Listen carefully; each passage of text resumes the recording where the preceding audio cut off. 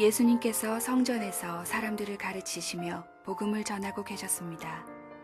그때 대제사장들과 율법학자들이 장로들과 함께 예수님께 왔습니다. 그리고 예수님께 말하였습니다. 당신이 무슨 권한으로 이런 일을 하는지 우리에게 말해 주시오. 누가 이런 권한을 당신에게 주었소? 예수님께서 그들에게 대답하셨습니다. 나도 한 가지 물어보겠다. 내게 말하여라. 요한의 세례가 하늘로부터 왔느냐? 아니면 사람에게서 왔느냐? 그들이 서로 의논하여 말했습니다. 만일 우리가 하늘로부터 왔다고 말하면 왜 그를 믿지 않았느냐고 할 것이다. 그렇다고 사람에게서 왔다고 말하면 모든 백성들이 요한을 예언자로 확신하고 있으므로 우리를 돌로 칠 것이다. 그래서 그들은 어디서 왔는지 모르겠다고 대답하였습니다. 예수님께서 그들에게 나도 무슨 권한으로 이런 일을 하는지 말하지 않겠다 하고 말씀하셨습니다. 예수님께서 사람들에게 이런 비유를 말씀하셨습니다. 어떤 사람이 포도원을 만들어 농부들에게 세를 주고 오랫동안 여행을 갔다. 포도철이 되어 그 사람은 포도원의 수확 중에서 얼마를 거두려고 종 하나를 농부들에게 보냈다. 그러나 포도원 농부들은 그를 때리고 빈손으로 돌려보냈다. 주인은 다른 종을 보냈다. 그러나 그 종도 때리고 온갖 모욕을 주고 빈손으로 돌려보냈다. 주인은 세 번째 종을 보냈다. 이 종에게도 농부들이 상처를 입혀 쫓아내었다. 포도원 주인은 말했다. 어떻게 할까? 내 사랑하는 아들을 보내야겠다. 아마도 내 아들은 존경할 것이다. 포도원 농부들이 그를 보고 서로 의논했다. 이 사람은 상속자다. 이 사람을 죽여 유산을 우리가 가로채자. 그들은 아들을 포도원 밖으로 끌어내어 죽였다. 그러면 포도원 주인이 농부들을 어떻게 하겠느냐? 그가 돌아와 포도원 농부들을 죽이고 포도원은 다른 사람들에게 넘길 것이다. 사람들이 이 말씀을 듣고 말했습니다. 그런 일이 제발 일어나지 않았으면 좋겠습니다. 예수님께서 그들을 바라보시며 말씀하셨습니다. 그러면 건축자들의 버린 돌이 집 모퉁이의 머릿돌이 되었다고 기록된 것은 무슨 뜻이냐? 누구든지 그 돌 위에 떨어지는 사람은 부서질 것이요 이 돌이 누구 위에 떨어지든지 그를 가루로 만들 것이다. 율법학자들과 대제사장들이 예수님께서 이 비유를 자기들을 빗대어 하신 말씀인 줄 알았습니다. 그래서 즉시 예수님을 잡기를 바랐으나 사람들을 두려워하였습니다. 서울드림교회 주일 2부 예배 오신 여러분들 주의 이름으로 환영하고 축복합니다. 오늘 처음 오신 분들 계시죠? 오신 지 좀 됐는데 아직 저희 목회자들하고 인사하지 못한 분들 좀 계실 거라고 생각을 하는데 오늘 예배 끝나시면 그냥 돌아가지 마시고 1층 커피숍에 내려오시면 작은 유리방이 있거든요. 거기 여러분들 위해서 따뜻한 차 한 잔 준비하고 기다리고 있겠습니다. 여러분 내려오셔서 함께 저희들하고 만남 가지시고 돌아가실 수 있게 되기를 바랍니다. 우리 가슴에 손을 얹고 믿음을 한번 고백하고 하는 말씀을 들었으면 좋겠는데 한번 따라해 주시면 감사하겠습니다. 하나님은 나를 사랑하십니다. 나는 그 사랑 안에 있습니다. 하나님은 오늘 나에게 말씀하실 것입니다. 그 말씀에 능력이 있습니다. 그 말씀에 생명이 있습니다. 나의 마음을 하나님께 열겠습니다. 나의 생각을 예수님께 집중하겠습니다. 들은 만큼 변합니다. 들은 만큼 행복해집니다. 예수님께서 이 예루살렘으로 입성을 하셨다라고 하는 의미는 이제 예수님께서 이 땅에서 사역하실 날이 일주일 남았다라고 하는 뜻입니다. 여러분 지금 1년 동안 누가복음을 보고 진짜 집중하셔야 됩니다. 곧 십자가에 달리신 예수님 만나게 되는 거거든요. 자, 여러분 상상을 해보세요. 여러분의 인생이 일주일 남았다라고 하면 얼마나 의도적이고 얼마나 조심스럽게 사시겠어요. 그렇죠? 예수님도 지금 십자가를 향해서 달려가고 계시고 이제 일주일이 남았습니다. 사람들에게 찬송을 받기를 거부하셨던 예수님이셨는데 예수님께서 예루살렘에 입성을 하실 때 사람들이 오직 메시아에게 보낼 수 있는 찬양으로, 찬송으로 그분을 맞이했습니다. 호산나, 구원하소서라고 하는 뜻이죠. 하나님의 이름으로 오시는 이여, 메시아에게만 주어지는 호칭입니다. 근데 그 사람들 그렇게 못하게 하십시오라고 요구가 있는데도 불구하고 그들이 침묵하면 돌들이 소리를 지를 것이다 라고 얘기하면서 그들의 찬양을 받으시고 겸손하게 나귀를 타시고 예루살렘으로 입성을 하셨습니다. 기억하시죠? 지난주 내용이에요. 그런데 예수님께서 그런 찬송을 받으시면서 어떻게 반응하시느냐? 예수님의 반응이 너무 의외였죠. 예수님께서 어떻게 반응하셨는지 기억나세요? 예수님께서 예루살렘을 보고 우셨어요. 눈물을 흘리셨죠. 어떤 사람들은 예수님께서 예루살렘으로 들어가셔서 성전을 깨끗하게 하시는 사건을 보면서 예수님을 투사라고 얘기하고 투쟁자라고 얘기하고 예수님은 혁명가라고 얘기를 해요. 그렇지 않아요. 예수님께서는 투사였기 때문에, 혁명가였기 때문에 성전을 청결케 하시는 게 아니고요, 예루살렘을 향해서 울고 계셨기 때문에 그것을 깨끗하게 하시는 거였어요. 예루살렘 성전이라고 하는 것이 어떤 곳이냐면 예배의 중심이잖아요. 당시의 사람들은 제사를 드림으로 예배를 드렸죠. 제사라는 게 어떤 거냐면 내가 죄를 지은 사람들이기 때문에 내가 깨끗하고 순전하고 흠없는 동물을 골라서 예루살렘 성전으로 가지고 오는 거예요. 그리고 그 성전에서 그거를 제물로 드리면서 내가 그것을 제물로 태우기 전에 내 손을 그 동물 위에다가, 짐승 위에다가 얹고 내 죄를 전가시키는 거죠. 그리고 그 짐승이 나를 대신해서 피 흘려서 죽음으로 내가 죄사함을 받는다라는 거예요. 근데 사람들이 멀리서부터 짐승을 끌고 오다 보면 어떤 일들이 생기냐면 짐승이 상처가 나기도 하고 병에 걸리기도 하고, 그러니까 힘들게 어렵게 비싼 돈을 주고 짐승을 사가지고 왔는데 막상 성전에서 제물로 드리려고 하면 제사장들이 짐승을 검사하다가 이거 드릴 수 없는 제물이다, 흠이 있다, 순전하지 못하다라고 하면 또 짐승을 구입을 해야 되는 일들이 발생을 하잖아요. 그래서 성전에서 그 성도들을 향한 커스터머 서비스 개념으로 성전에서 깨끗한 양들을, 짐승들을 준비하고 기다리고 있었어요. 너무 좋은 거죠. 그래서 사람들이 와서 거기서 짐승을 사서 제물을 드릴 수 있었어요. 의도는 그렇게 좋은 건데 나중에 어떻게 이게 변질이 되기 시작하냐면 사람들이 시장보다 더 비싼 가격으로 짐승을 팔기 시작했어요. 그러니까 폭리를 취하는 거죠. 그러면 그 폭리에 희생이 되고 싶지 않은 사람들은 깨끗한 양을 사가지고 자기가 조심스럽게 끌고 오는데 그거를 검사하는 제사장들이 무조건 이거 못 드린다 라고 해버리면 사람들은 또 울며 겨자 먹기로 짐승을 사야 되는 거예요. 엄청나게 비싼 금액을 주고. 여러분, 그 당시에 유월절을 지키기 위해서 예루살렘에 모여드는 순례객들은 200만 명 정도가 됐다고 얘기해요. 세계 방방곡곡에서 모여드는 사람들이. 그리고 성전에 들어가면 헌금을 하거든요. 근데 외국 돈은 헌금으로 드릴 수 없었어요.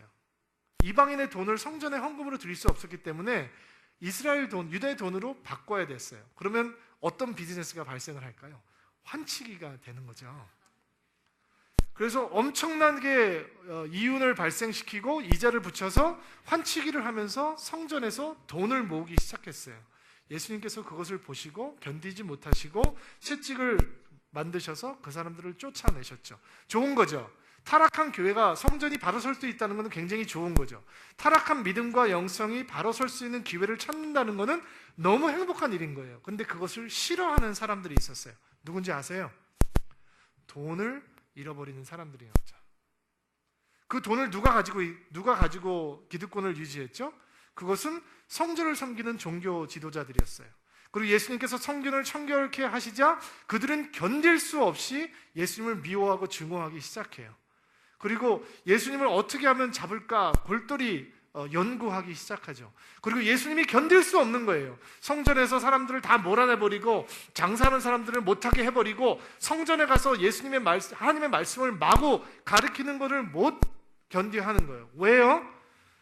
그들은 자기에게 주어졌던 권세가 하나님께서 잠시 위임해 주신 권세인데도 불구하고 자기들이 가지고 있는 권세였다고 오해했기 때문이죠. 그리고 그들이 예수님을 찾아오는 것으로 오늘 본문이 시작이 돼요.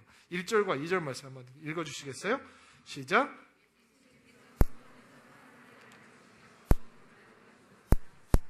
그때 대제사장들과 율법학자들이 장로들과 함께 예수님께 왔습니다. 그리고 예수님께 말했습니다. 당신이 무슨 고난으로 이 선 일을 하든지 우리에게 말해 주시오. 누가 이런 고난을 당신에게 주었소? 여기 등장하는 대제사장, 율법학자, 장로들이라고 하는 사람들은 산헤드린 공회라고 하는 그 당시 유대 사회를 지배하고 있던 국회 같은 이 기관의 대표 집단의 사람들이에요. 아마 예수님께서 성전을 청결케 하신 사건이 정치적으로 굉장히 물의를 일으켰던 것 같습니다.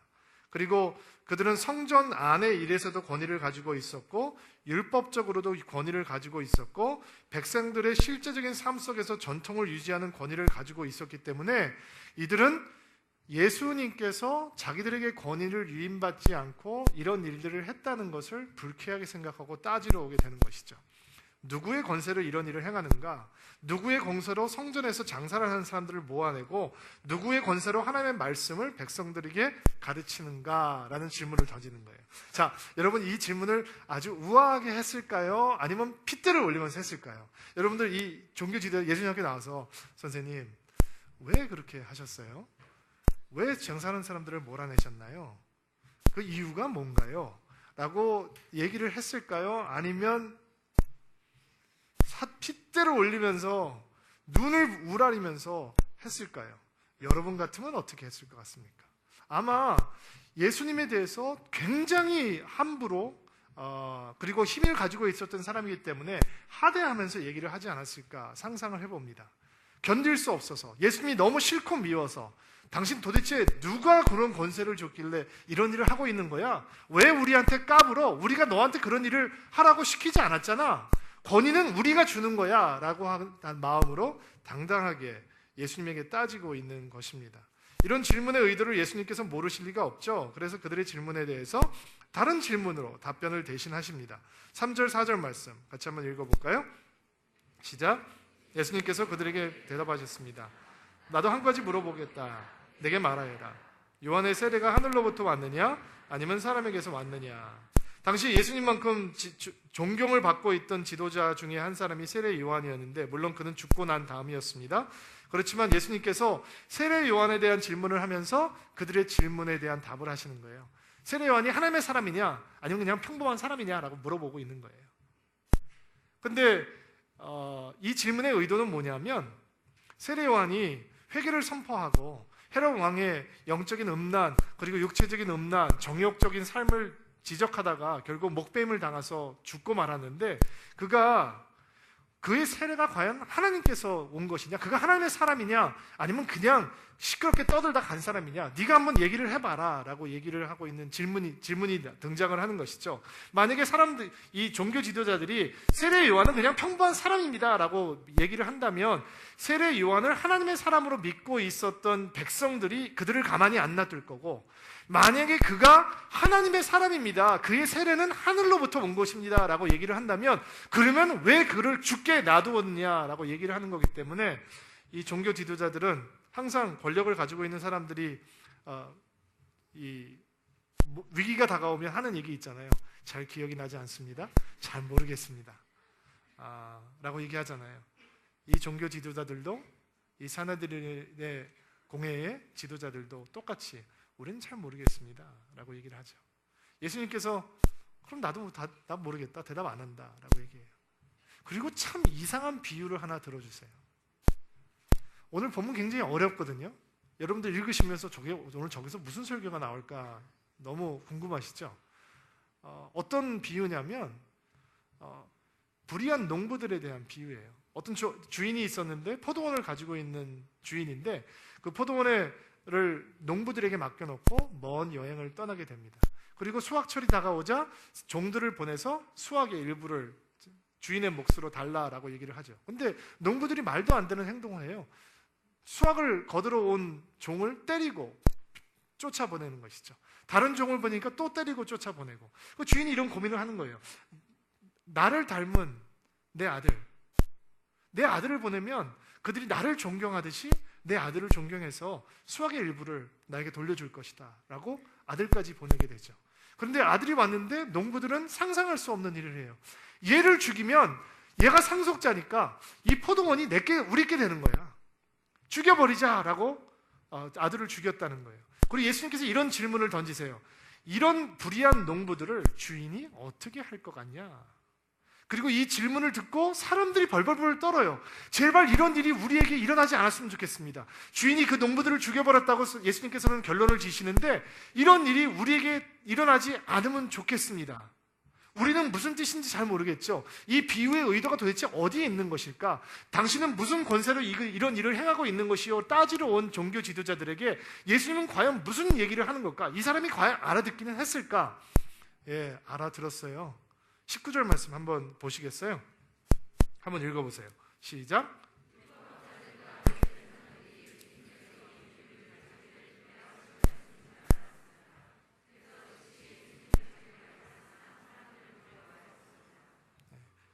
알았다는 거예요. 이 얘기가 자기들의 얘기라는 걸 알았다는 거예요. 여기 등장하는 주인이 하나님이시고, 그리고 그 하나님이신 주인이 계속 보냈던 종들이 구약에서 그렇게 하나님의 백성들에게 핍박당하고 죽어갔던 선지자였다는 것도 알고 있었고, 호산나 하나님의 이름으로 오시는 이여, 높은 곳으로부터 오시는 이여라고 하는 칭송을 받으면서 예루살렘으로 입성하신 예수님, 나귀를 타고 오신 예수님께서 바로 그들이 기다리고 있는 선지자들이 예언했던 하나님의 메시아라는 것도 알고 있었다는 거예요. 믿지 못했던 것이지 이것이 지금 구약의 메시아 사건이 이루어지고 있다는 것을 알고 있었다는 거예요. 그러나 그들의 기득권과 그들의 이 이윤이 침해당하기 때문에 그것을 견디지 못해서 예수님을 죽이려 하고 잡으려 했으나 누가 두려워서 못했다고요? 사람이 두려워서 못했다라고 하는 결론을 누가는 내주고 있는 것이죠. 여러분, 그들은 하나님을 무서워하지 않았어요. 사람을 무서워했어요. 하나님께서 살아계신데 하나님을 의식하지 않았어요. 그리고 사람만 의식함을 살고 있었다는 것이죠. 그들의 삐뚤어진 권위는, 그들의 삐뚤어진 권세는 하나님을 두려워하지 않고 사람을 두려워하는 것 때문에 생기기 시작했다는 거예요. 사실 하나님을 믿는 사람들이 가장 경계해야 되는 부분은 사람의 눈치를 보면서 신앙생활하는 거예요. 하나님이 보이지 않지만 하나님을 눈에 보이는 것처럼 사는 것이 믿음의 전제예요. 근데 그래서 믿음이 어려운 거예요. 하나님이 눈에 보이지 않기 때문에. 근데 사람은 눈에 보이잖아요. 사람을 의식하고 살면 훨씬 더 편하고 익숙하게 느껴져요. 그러나 사람을 의식하고 살면 영성의 오해 속에 빠져들어요. 내가 하나님을 만나지 않았는데 사람들 앞에서 내가 종교적으로 행동하기 때문에 내가 굉장히 깊은 믿음과 영성을 가지고 있는 것처럼 오해하기 너무 쉽다는 것이죠. 여러분, 우리가 사람들을 의식하면서 사는 게 얼마나 익숙한지 아세요? 제가 우리 교회 이숙자 권사님, 키트사역 하시는 이숙자 권사님이 요리를 아주 맛있게 잘하세요. 우리 권사님께 옛날에 저희 사무실에는 부엌이 있었기 때문에 일주일에 한 번씩 밥을 해주시는 은혜로운 사건이 많이 있었는데, 권사님께서 고등어 김치찜을 너무 맛있게 잘하세요. 그래서 어느 날 제가 그 음식을 먹으면서 권사님 이건 어떻게 만드는 거예요? 라고 물어봤는데 권사님이 차근차근 가르쳐 주셨어요. 그리고 요즘 제가 혼자 밥 해 먹고 살아야 되잖아요, 집에서요. 그러니까 집에서 그 고등어 김치찜을 해 먹어야 되겠다라고 생각이 들었어요. 근데 그 고등어 비린내를 없애기 위해서 뭐를 집어넣어야 된다라고 말씀하셨는데 뭐를 집어넣어야 되는지 잘 생각이 안 나는 거예요. 그래서 곰곰이 생각해 보니까 소주를 한 잔 넣으라 그랬더라라는 생각이 다시 들었어요. 그리고 제가 이제 쇼핑을 가는 거예요. 장을 보는 거죠. 저는 아무 생각 없이 고등어도 사고 뭐 여러 가지를 사고 소주를 한 병 집었어요. 근데 나오는데 문에서 우리 교인이 한 명 쑥 들어오는 거예요. 제가 너무 깜짝 놀랐어요. 마치 뭐 도둑질을 하다가 들킨 사람처럼 어떻게 해야 될지 모르겠더라고요. 그래서 일단 숨었어요. 일단 숨고 이게 카운터를 보니까 라면들이 있더라고요. 라면 속에다가 소주를 감췄어요. 그리고 바구니를 내려놓고 그냥 그 성도님이 안 보게 몰래 나왔어요. 그리고 두근거리는 마음을 가지고 편의점을 갔어요. 편의점을 가서 이제 소주 한 병을 사서 집으로 돌아갔어요. 근데 요리를 했는데 일부 때는 제가 이거 얘기를 안 해가지고 우리 신동 목사한테 혼났어요. 맛이 이상한 거예요.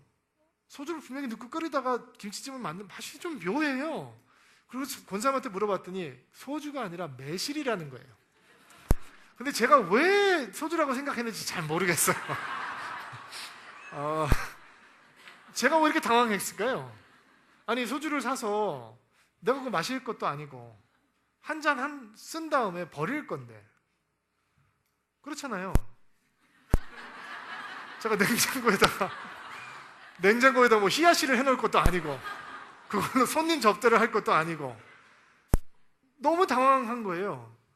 내가 소주를 들고 있는 순간 저 사람이 나를 봤을 때 나를 어떻게 생각할까라는 게 너무 막 온 몸의 세포가 긴장을 하는 거예요.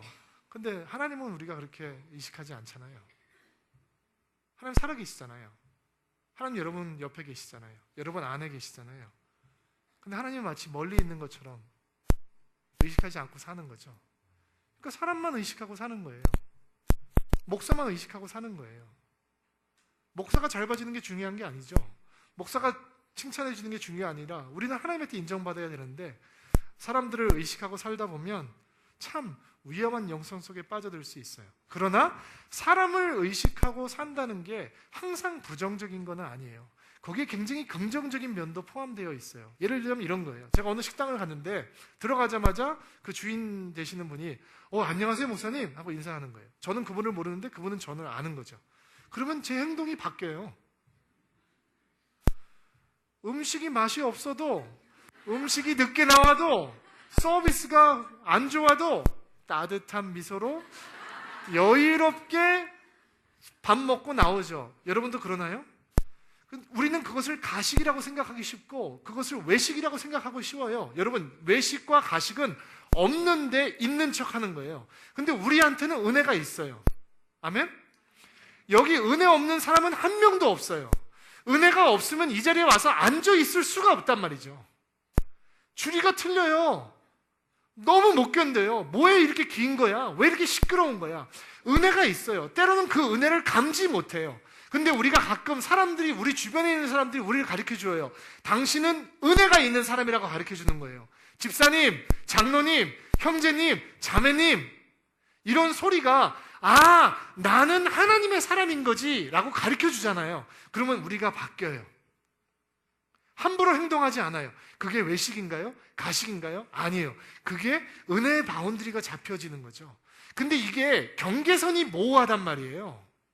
내가 신앙의 사람이기 때문에, 하나님의 사람이기 때문에 내가 비즈니스를 해도 다르게 해야 되고, 내가 남편의 역할을, 아내의 역할을 해도 다르게 해야 되고, 내가 신앙생활을 해도 이렇게 해야지라고 하는 건강한 경계선이 생길 수도 있고, 그 경계선이 살짝 무너지면 내가 사람만 의식하고 사는 정말 꽹과리 같은 존재가 될 수 있다라는 것이죠.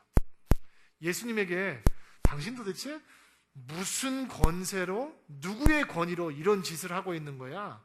너 왜 까부는 거야? 라고 다가왔던 그 종교인들은 그 경계선이 무너져 버렸던 사람이었대요. 너무 사람만 의식하기 때문에 그들은 하나님 앞에서 기도하지 않았어요. 사람에게 보이기 위해서 기도했어요. 너무 슬프죠? 그들은 너무 사람만 의식하고 살았기 때문에 하나님 앞에서 겸손한 것보다 사람들 앞에서 권세를 부리는 것을 더 좋아했어요. 저는 요즘 이런 생각 많이 해요. 과연 우리 후대의 역사가들이 우리가 살고 있는 이 시대의 교회, 성도 혹은 성직자들을 뭐라고 평가를 해줄까? 이렇게 고민을 하는 생각을 나눠보면 우리 성도님들은 가끔씩 이렇게 얘기하는 분들이 있어요. 목사님 뭐 그런 걱정하세요. 그냥 지금 열심히 하고 잘하세요. 그러면 끝나고 천국 가면 되는 거지. 뭐 그런 걱정을 다 하세요. 라고 생각하는 분들이, 목사님 그냥 천국 가면 목사님 기억하는 사람 아무도 없어요. 그냥 다 잊혀지는 거예요. 알아요. 근데 여러분, 우리가 역사의 뒤안길로 사라지지만 우리는 재등장해요. 무슨 얘기냐면 바로 이런 얘기예요. 한국 기독교 역사 가운데 주기철 목사님이라고 하는 영웅이 있으세요. 신사참배 거부하다가 순교당한 분이세요. 그분은 역사의 뒤안길로 사라진 지 오래되셨어요. 그런데 타협하지 않는 믿음을 얘기할 때 우린 주기철 목사님을 얘기해요. 그러면 역사의 뒤안길에 계시다가 다시 2012년 현실로 다가오시는 거예요. 맞습니까? 우린 사라지지 않아요. 여러분, 영국에 다이애나 비가 죽었잖아요. 교통사고로. 그리고 그는 역사의 뒤안길로 사라진 것 같죠? 사라지지 않았어요. 영국에서 그 사람의 둘째 아들이 찰스 황태자의 아들이 아니라 그와 함께 불륜을 했던 승마 조교의 아들이다라는 보도가 나면서 DNA 검사를 해야 된다라고 얘기했을 때 다이애나 황태자 비는 다시 현실 속으로 재등장하는 거예요. 맞습니까? 여러분, 우리 종교개혁을 얘기하면서 루터를 얘기하기 전에 반드시 얘기하는 게 있어요. 그 당시 중세의 교회가 얼마나 타락했었고, 교회가 얼마나 탐욕스러웠고, 성직자들이 얼마나 욕심에 눈멀어 있었고, 영성이 얼마나 바닥을 치고 있었는지 얘기한 다음에 종교개혁에 새로운 은혜가 임해왔다라고 얘기를 해요.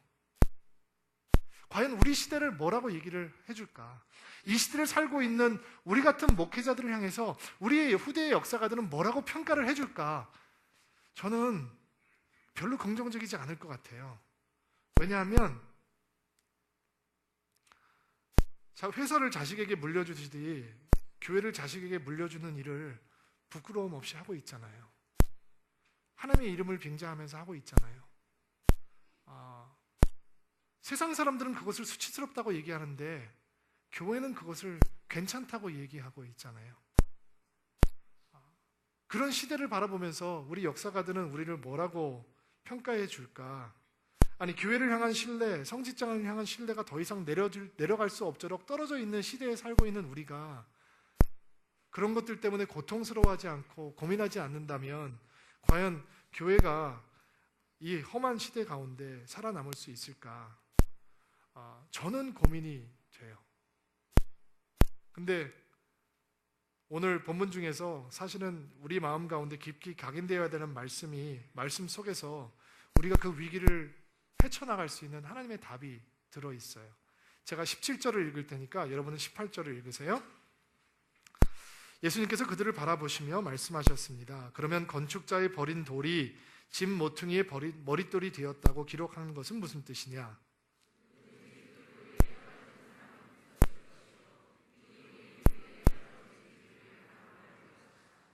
자, 무슨 얘기냐면 유대인들이 예수님을 버렸잖아요. 건축자들이 이 돌 쓸모없어 라고 버리는 것처럼 예수님의 메시아 사역을 거부하고 예수님을 버렸거든요, 유대인들이.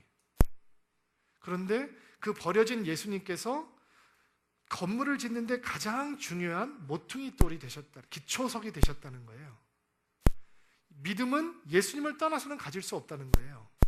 오직 그분 위에서만 구원이 이루어질 수 있고 오직 그분 위에서만 믿음이 가능하다는 거예요. 예수님으로부터 출발해야 가능하다는 것이죠. 예수님께서 모든 것의 기초가 되신다는 거예요. 예수님께서 길이 되시고 진리가 되시고 생명이 되시는 거예요. 구원의 통로가 되시는 거예요. 하나님 만나는 길이 되시는 거예요. 그런데 그 돌 위에 떨어지는 사람은 어떻게 된다고요? 부서진다는 거예요. 거기에 오늘 예수님께서 우리에게 주시고자 하는 메시지가 담겨져 있는 거예요. 오늘 설교의 타이틀이 예수님의 권세거든요. 그럼 그럼 그런 종교자들의 권세보다 하나님의 권세가 더 큰 것이다. 예수님은 그 하나님의 권세를 가지고 있는 것이다. 그 권세를 인정하는 것이 결국 하나님을 제대로 믿는 것이다 라고 결론을 낸다면 마음에 감동이 없죠. 우리가 다 알고 있는 내용이에요. 근데 사실은 예수님께서 가지고 계시는 권세는 과연 어떤 것일까? 고민하고 묵상하고 본문이 어렵기 때문에 정말 하나님 앞에 어떻게 설교를 해야 됩니까? 고민하고 있었는데 하나님께서 이 18절 말씀을 통해서 이런 깨달음을 주셨어요. 시편 말씀하고 연관해서 다가왔는데 시편에 이런 말씀이 있거든요. 하나님께서 바라시는 제사는 깨어진 마음입니다. 하나님 상처난 가슴과 죄를 뉘우쳐 주님께 고백하는 마음을 주는 경멸하지 않으실 것입니다. 하나님께서 원하시는 제사는 어떤 마음이라고요? 깨어진 마음이라고요. 부서진 마음이라고요. 자, 하나님께서 원하시는 것이 뭐라고요? 그 기초석 대신 머릿돌 대신 예수님과 만났을 때 어떻게 되는 거라고요? 부서져 버리는 거라는 거예요. 깨어져 버리는 거라는 거예요. 예수님의 권세는 뭐냐면 부서지지 않은 사람들을 부수는 권세라는 거예요. 너무 기분 나쁘시죠? 너무 마음이 힘들더라고요. 저는 일부 예배에 들어와서 이 설교하고 기다리다가 제가 이 본문 말씀이 다시 저를 너무너무 괴롭게 해서 찬양을 하다가 주저앉아서 계속 기도했어요. 하나님, 내가 깨어지게 도와주십시오. 내가 부서지게 도와주십시오. 왜냐하면 내가 깨어지지 않은 사람이에요. 너무 많이 남아있어요. 너무 부서지지 않은 면들이 많이 있어서 내가 하나님을 만난다고 하면서도 내 모습 때문에 너무 괴로울 때가 많이 있어요. 여러분은 어떠세요? 여러분은 와장창 우장창 다 깨어진 상태로 계시나요? 여러분도 그러지 않으시죠? 여러분의 깨어지지 않은 모습 때문에 내가 예수 믿으면서 이럴 수 있는 거야? 라고 당황스러울 때가 있으실 것 같아요. 제가 미얀마에 지지난주 갔다 왔을 때 거기서 저녁에 선교사님들과 함께 캠프를 하면서 식사를 하는데 제 앞에 어떤 그 의료 봉사를 하기 위해서 가셨던 젊은 여자 의사 선생님이 계셨어요. 그래서 제가 그분한테 자매님은 어느 교회에서 오셨어요? 라고 물어봤어요. 저희 서울드림교회 성도님이 아니기 때문에. 그랬더니 저는 온누리교회에서 왔습니다 라고 얘기를 하더라고요. 그래서 그러시냐고. 근데 그분이 저한테 이런 질문을 던지는 거예요. 근데 누구세요? 목사님은 우리 교회 아세요? 라고 물어보는 거예요. 근데 제가 너무 당황을 했어요. 저보고 온누리교회를 아냐고 물어보는 거예요. 제가 뭐 유명한 사람은 아니지만 이름이 독특하잖아요. 그러니까 한 번 교회에서는 한 번 들으면 잊어버리지 않는 이름이잖아요. 또 예사롭지 않게 얼굴도 길고. 그러니까 이렇게 김여호수아라는 목사가 자기 교회에 있다라고 하는 건 저를 개인적으로 몰라도 한 번 들으면 기억할 수 있는 건데 제가 거기에 뭐 1, 2년 사역을 하다가 그만둔 교회도 아니고 7년을 사역을 하다가 그만둔 교회인데 목사님은 누구세요? 우리 교회 아세요? 라고 물어보는데 제가 너무 마음이 당황스러운 거예요. 그런데 내 당황스러운 마음 때문에 더 당황스러워졌어요. 당신 오늘 이렇게 열심히 안 다니나 보네요 라고 하니까 자기 열심히 다닌대요. 저는 지금 제 마음을 어떻게 위기를 모면을 해보려고 하는데 이게 사태가 어떻게 헤쳐지지가 않는 거죠. 내가 이 사람이 나를 몰라보는 거에 대해서 내가 왜 이렇게 마음을 어려워하고 있지? 내가 왜 이렇게 당황하고 있지? 내가 왜 식은땀이 나지? 하나님께서 또 다른 어두운 면을 보여주셨어요. 제가 한국에 나온 이유가 사실은 다른 사람들에게는 한국 교회를 배우고 한국어 목회를 배우기 위해서 나왔습니다 라고 얘기했어요. 제가 미국에서 영어 목회를 했기 때문에 제가 정말로 이민교회를 잘 섬기려면 한국어 목회와 영어 목회를 같이 해야 되겠다라고 생각하고 이왕이면 한국에 가서 한국어 목회를 배우자. 한 번도 해본 적이 없으니까 라고 생각하고 2003년도에 제가 한국을 나온 거거든요. 근데 그 마음 깊은 곳에는 어떤 마음이 있었냐면 내가 스펙을 쌓아야 되겠다라는 마음이 있었어요. 내가 결국 어떤 교회에서 청빙을 받을 건데 그러면 제가 1.5세니까 굉장히 이민교회에서 선호하는 스펙을 가지고 있는데 어떤 사람들을 선호할까? 한국의 유명한 대형교회에서 목회를 배운 사람을 선호하지 않을까? 그러면 한국 나가서 스펙을 쌓자라는 마음이 깊숙이 있었어요. 근데 그거를 사람들에게 밝히지 않았던 뿐이죠. 어느 날 제가 금식하면서 기도 집회를 인도하고 있었는데 5일째 금식 마지막 날 5일째 때 너무 냄새가 심하게 나는 거예요. 너무 냄새가 심하게 나서 막 쓰레기 냄새가 나서 너무 가는 곳마다 쓰레기 냄새가 나서 제가 이게 도대체 왜 이렇게 더러운 냄새가 날까라고 생각하고 있었는데 기도하는데 하나님께서 그거 네 냄새다 그렇게 말해 주시는 거예요. 여러분 금식하면 몸에서 냄새가 나요. 안 해보셔서 잘 모르시죠? 네. 금식을 이렇게 며칠 하게 되면 3일, 4일 넘어가게 되면 몸에서 좀 구린내가 나거든요. 근데 그 냄새인가 싶었는데 그거라고 생각하기에는 너무 냄새가 지독해서 하나님께서 저에게 말씀하실 때 여러분 우리가 신앙생활을 하다 보면 하나님께서 너무 우리에게 정직하게 다가오셔서 피할 수 없는 모먼트들이 생기거든요. 저는 그 순간이 그 모먼트라는 걸 알았어요. 그래서 하나님 무슨 냄새인지 제가 왜요? 저 괜찮게 살고 있는데요. 저 지금 금식하면서 기도 집회를 인도하고 있는데 무슨 말씀하시는 거예요? 라고 물어보았는데 하나님께서 네 안에 있는 그 마음 스펙을 쌓아서 큰 교회 가고 싶어하고 유명한 목사 되고 싶어하고 그 마음 내가 보기에 쓰레기처럼 더러운 마음이야. 그 냄새인 거야 라고 가르쳐 주시는 거예요. 제가 기억이 나요. 어저께 일처럼 기억이 나요. 제가 책상에 앉아서 기도를 하다가 남들이 없는 곳으로 숨어들었어요. 그리고 하나님한테 소리 지르면서 기도하기 시작했어요. 하나님, 내가 목사가 된 다음에 돈을 벌고자 하는 마음도 포기했잖아요. 세상적으로 즐거움을 가지겠다는 마음도 포기했잖아요. 내가 그런 목사가 되겠다는 마음까지 버리라고 하시면 나는 아무것도 남는 게 없는 거예요. 하나님 너무 잔인하세요. 너무 미워요. 라고 기도하고 있었어요. 그랬더니 하나님께서 내가 원하는 게 그거야. 그거까지 다 버리는 거야. 그거 버리지 않으면 너 목회할 수 없어. 나한테 쓰임 받을 수 없어. 제가 통곡을 하면서 그 마음을 버렸던 생각이 나요. 그리고 그거로 끝난 게 아니었어요. 그때 한 600명에 되는 사람들이 금식하면서 기도하면서 집회를 하고 있었는데 그 사람들한테 가서 너한테 그런 더러움이 있다고 고백하라는 거예요. 여러분, 지금은 제가 은혜가 충만해서 고백하지만 그때는 정말 창피해서 얘기가 안 나오더라고요. 근데 얘기를 하게 됐어요. 그리고 정말 그런 마음들이 사라져 버리더라고요. 그런데 미얀마에서 또 나타났어요. 당신 그 교회에서 왔는데 나 이름을 밝혔는데도 몰라? 아니, 얼마나 된다고 몰라? 그게 다니는 건 맞는 거야? 열심히 다닌대요. 내가 당황하는 모습을 보고 내가 깨어지지 않은 사람이라는 것을 알게 됐어요. 여러분, 자식을 키워보니까 내가 깨어지지 않은 사람이라는 걸 알게 돼요. 우리 큰딸이 고3 되기 전에는 내가 아주 우아한 아빠인 줄 알았어요. 근데 바닥이 다 보이는 거예요. 성도들한테는 대학이 축복하는 게 아니라 하나님이 축복하시는 것입니다. 그러면 아멘 해요, 성도들이. 입시 점수가 아이를 축복하는 게 아니라 하나님이 축복하셔야 형통한 인생이 되는 겁니다 라고 하면 특별히 공부 못하는 애들 엄마는 아멘 해요. 근데 내 딸이 고3이 되고 보니까 내 안에 이렇게 다크한 욕심이 있는지 몰랐어요. 근데 욕심이 없어지는 순간이 있어요. 언젠지 아세요? 기도하니까 없어져요. 하나님, 내 안에 이런 마음이 있는데 견딜 수가 없습니다. 수치스럽습니다. 이런 마음이 있다는 것 자체도 너무 모욕적이고 수치스럽습니다 라고 기도하면 내 딸을 보면 잔소리 안 해요. 근데 기도를 하루라도 쉬잖아요. 잠시라도 멈추잖아요. 그러면 너 똑바로 해야지, 점수 그거 가지고 되겠어? 너 그렇게 하면 안 되지 라는 소리가 나와요. 여러분, 깨어진다는 게 무슨 의미인지 아세요? 기도의 자리를 떠나지 않는 거더라고요. 여러분, 예수님께서 무슨 권세가 있으시다고요? 여러분을 와장창 우장창 부서져버리는 권세를 가지고 계시다고요. 여러분, 깨어지지 않으면 하나님 만나는 거 재미없어요. 깨어지지 않으면 여러분 교회 나오는 거 시간 낭비예요.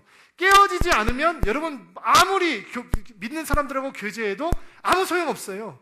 믿음의 목적은, 우리가 달려가는 신앙의 길은 내가 깨어지는 거예요. 내가 부서지는 거예요. 그래서 하나님 만나는 거예요. 그 하나님 만나야 내가 예수의 사람이 되는 거예요. 그것을 깨닫지 못하면 우리는 그냥 종교인으로 끝나는 거예요. 성경을 알고 있는 사람으로 끝나는 거예요. 여러분, 제가 지난주에 미국에서 어떤 마약에 찌들어 있는 젊은이를 만나게 됐어요. 너무 중독이 돼서 삶이 다 망가져버린 사람이었는데 제가 그 사람에게 이렇게 물어보았어요. 당신 하나님에 대해서 관심이 있냐? 관심 없대요. 내가 목사라는 걸 알고 만났으니까 나한테 종교를 얘기하지 말라라는 거예요. 나는 종교에 얘기할 마음이 없다. 하나님에 대해서 관심이 없다라고 얘기를 하니까, 그러면 당신이 처해 있는 이 마약 중독이라고 하는 위기에서 당신을 도와줄 수 있는 사람이 있다고 생각하냐?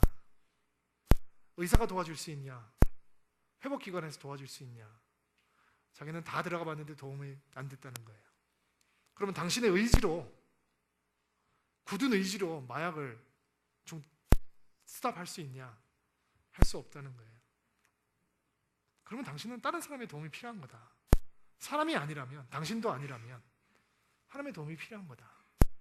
당신의 인생의 반환점은 내가 스스로 할 수 없으니 하나님께서 도와주셔야 됩니다라는 것을 인정하고 초청하는 것으로부터 출발하는 것이다. 가만히 듣고 있더라고요. 내가 당신을 위해서 기도해도 되겠냐라고 했더니 기도를 해달라고 얘기를 해요. 손을 잡겠다고 손을 내밀라고 했더니 90kg 정도 나가던 친구가 55kg 정도까지 체중이 떨어졌으니까 피골이 상접하게 손을 잡았어요. 그리고 저는 이렇게 기도했어요. 하나님, 이 형제가 나는 하나님이 필요한 사람입니다 고백할 수 있게 도와주십시오. 나는 하나님의 도움이 필요합니다 라고 고백하게 도와주십시오. 그리고 그 기도와 이 본문 말씀과 내 내면의 모습을 보면서 우리가 그 기도를 놓치는 순간 우리는 또다시 깨어지지 않은 사람으로 하나님 앞에 서게 된다라는 것을 깨닫게 됐어요. 여러분, 날마다 기도하셔야 돼요. 하나님, 나를 부숴주십시오. 나는 깨어져야 되는 존재입니다. 내가 깨어져야 그 위에 나의 인생이 다시 건설될 수 있습니다. 다시 세워질 수 있습니다. 내가 부서진 사람이 되어야 하나님께서 나를 만드실 수 있습니다. 내가 부서진 사람이 되어야 하나님의 목적을 향해서 달려갈 수 있습니다. 내가 부서진 사람이 되어야 예수님이 내 안에 들어오실 수 있습니다. 내가 깨어져야 예수의 뜻이 나의 삶 속에 이루어질 수 있습니다 라고 하는 기도가 여러분에게 기도가 되는 한 주가 되기를 주의 이름으로 축복합니다. 너무 부담을 드려서 죄송합니다. 근데 제가 깨어지지 못해서 여러분 앞에 부끄럽습니다. 그래서 함께 기도하고 싶습니다. 우리 같이 한번 통성으로 기도하기 원하는데, 하나님, 내가 깨어지지 못했습니다. 그러나 주님 앞에서 깨어지기 원합니다. 주님 앞에서 부서지기 원합니다. 예수 앞에 서서 그 예수의 사랑이, 그 예수님의 은혜가 우리를 깨우쳐 주시고 우리를 부숴주시고 우리가 예수님의 사람으로 거듭날 수 있도록 하나님 도와주옵소서. 우리 간절한 마음으로 한번 통성으로 기도하며 주 앞에 나아갑시다. 할렐루야. 하나님, 오늘도 주의 말씀을 아멘으로 받습니다. 깨어지지 않은 나의 모습을